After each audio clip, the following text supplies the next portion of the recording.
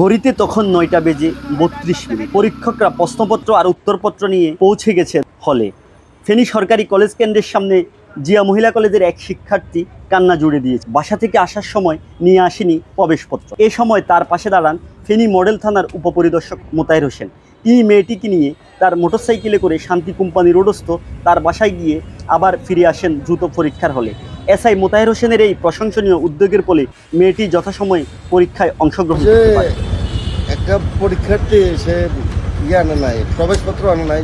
৯টা ৩৫ এসে বললো তার বাসা শান্তি কোম্পানি রোডে, পরীক্ষার্থী সে প্রবেশপত্র আনে নাই। পরে আমি নিয়ে গেলাম, বাসা নিলাম, নিয়ে প্রবেশপত্র না বসাই দিলাম।